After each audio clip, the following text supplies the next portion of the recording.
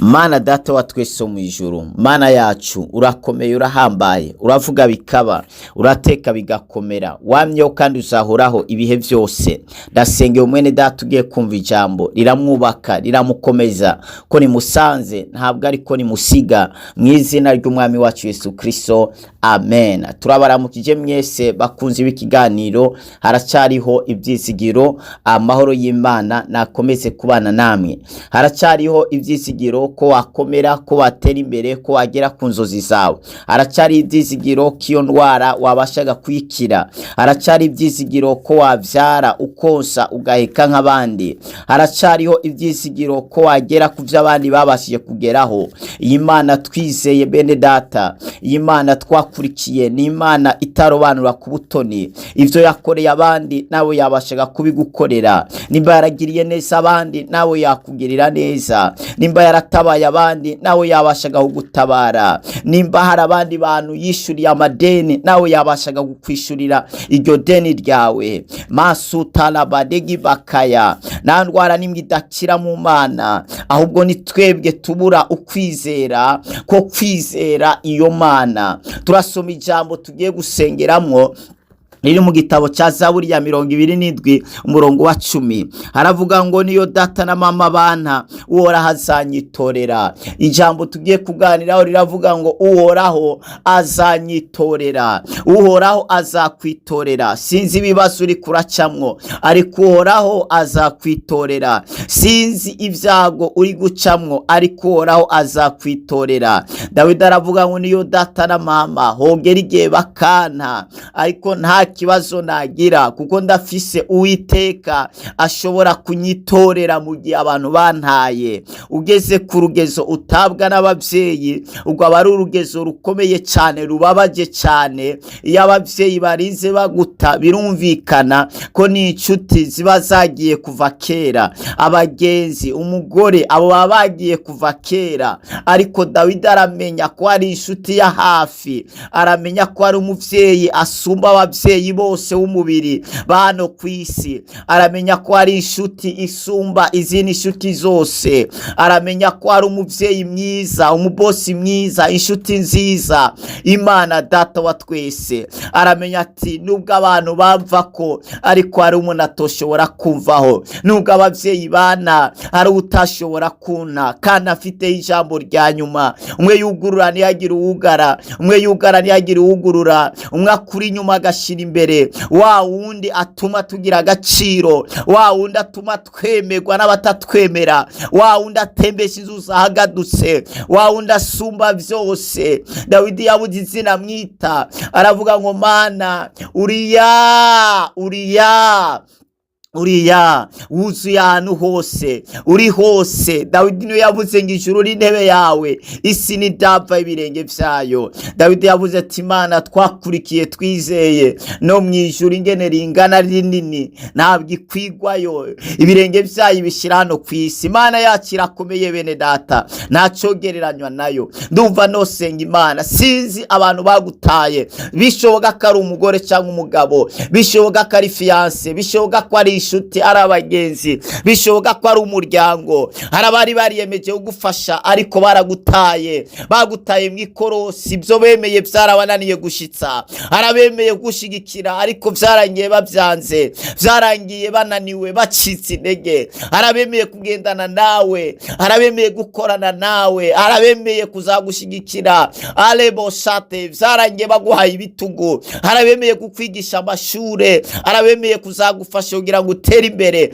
byarangiye babivuyemwo. Humura, niyo datara mama bana ngo razanyitorera. Nubwo bosi wawe, umugore wawe, abantu bawe boguta, uzabaho, kubera kubaho kwawe ntabwo guhagaze ku bantu, ariko guhagaze ku Mana. Nehemiya aravuga ngo Imana yo mw'ijuru niyo izatuma bikunda, Mana niyo izatuma byemera, niyo izatuma utera imbere, niyo izatuma ukira iyo ndwara. Alebe yanoshke bibirambwira waramaze imyaka 38 ari gukidendeza Betesida, imiryango yaramutaye, inshuti zaramutaye, yari yarabuze umuntu amusunikira mu mazi iyo azikurutse. Birivuga ngo hari riba, ni muri Yohana 5.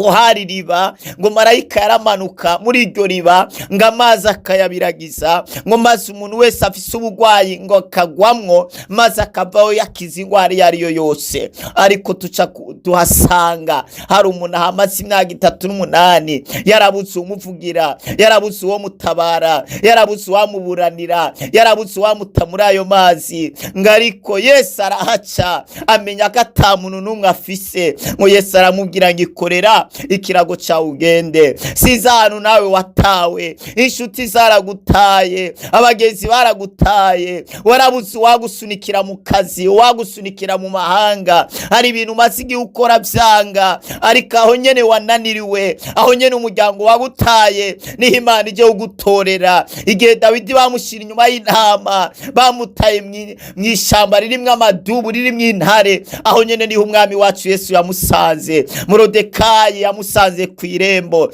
nawe agiye gusanga kuri iryo rembo, muri ako gasuzuguro, muri ubwo bugwayi, muri ivyo bibazo. Aho nyene niho umwami agiye gusanga ubuzima bwawe, maze abuha agaciro, maze abushire hejuru. Imana iguha umugisha. Niyo mpamvu nanje kukubwira ngo kura amaso ku bantu, shira amaso ku Mana, kuko niyo itazaguta, ko niyo itazakurekura. Ikintu cyose cyaza kigomba gukura ku Mana, uzatandukane n'ico kintu. Uwo muntu wese azaza agomba gushira kure y'Imana, uzatandukane nawe, kubera amahoro ava ku Mana, ntabwo ava ku bantu, ntabwo ava mu bintu umuntu atunze. Oyaha, ahubwo amahoro n'Imana yatanga, umugisha n'Imana iwutanga, niyiduha kwemegwa. Mu batatwemeraga, ikizagukura ku Mana uzagite, uzakiveho. Ariko umuntu azagusunikira ku Mana, uzamugira inshuti, uzagumane nawe. Imana iguha umugisha. Data ubwiza budasanzwe, uri Imana ikora ibikomeye, uri Imana ikora ibihambaye. Aba bantu baratawe, aba bantu batawe n'ishuti, batawe n'imiryango. Bamwe muri bo bafise imiryango ikomeye, bafite inshuti zikomeye, ariko ntacyo zakoze mu buzima bwabo. Yesu haguruka, haguruka ubagirire neza, ubatabare mu izina rya Yesu. Nta muvugizi bafise atari wewe. Ngwino ukure abantu muri gereza, ngwino ukure abantu mu bibazo, mu bushomeri, mu gasuzuguro bari barimo, mu izina rya Yesu. Indwara zabazengereje zibaveho, zibarekure. Ndatuye gukira ino sida, ndatuye gukira ino kansera, ndatuye gukira ino diabete, ndatuye gukira ino hepatite A na B na C, ndatuye amagara meza hejuru y'umwene data. Iyi ndwara yamubujije amahoro ndayisohoye mu mubiri wiwe mu izina rya Yesu.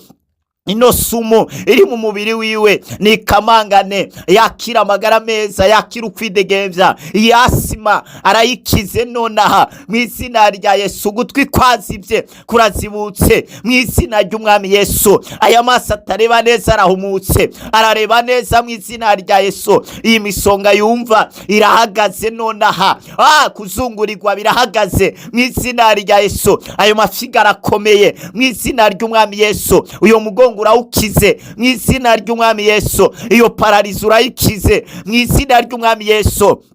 Katarabaye rikabalamande zobere boshakita noshke. Ndatuye promosio hejuru ubuzima bwawe, ako kazi kawe reka bakongera umushahara. Wowe utandase uhomba, uhereye ino saha ubwo ruhombo turukuyeho, iyo nyatsi tuyikuyeho. Akira amagara meza, turahezagiye ubuzima bwawe, turahezagiye akazi kawe, turahezagiye ibikorwa by'amaboko yawe mu izina rya Yesu. Ubwo rugendo turaguguruye, turakuyeho intambamyi, turakuyeho inzitizi. Akira umugisha uva ku Mana, akira amagara meza, akira kuja imbere, akira kururanirwa mu izina rya Yesu. Inzira zari zuge turazuguruye, turatembesheje amahoro muri urwo rugo rwawe. Izo ntambara zari mu rugo, gutumvikana n'umugabo, ivyo birahagaze nonaha mu izina rya Yesu. Masuta kabaregi baya, ofisi ideni gizo, turagusengeye ayo mafaranga naboneke mu izina rya Yesu. Iryo deni ririshuwe, ideni ryo mwishira hamwe ririshuwe mu izina rya Yesu. Ofisi deni yo muri banke Imana irari kwishuriye mu izina rya Yesu. Ofisi amadeni kwibotike Imana irayishuye. Uheranye inzu Imana irakwishuriye. Uheranye amafaranga y'ishuti Imana irayakwishuriye. Ubwo rugendo rwawe rurugurutse, intambamyi zikuweho, inzitizi zikuweho mu izina rya Yesu. Mantekere bori ya masate, ako gatahi kawe Imana irakagwijije. Ndabona business yawe itera yaguka mu izina rya Yesu. Abagutaye ndabona ndabona bakugarukiye mu izina rya Yesu.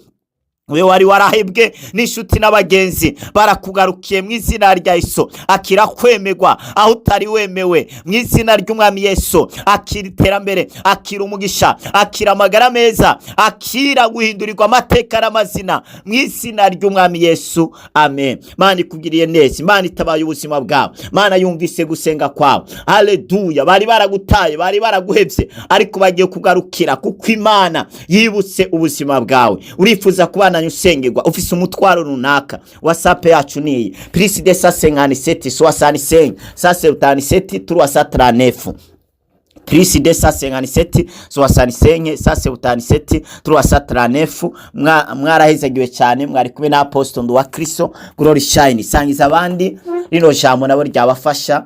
Murakoze cyane.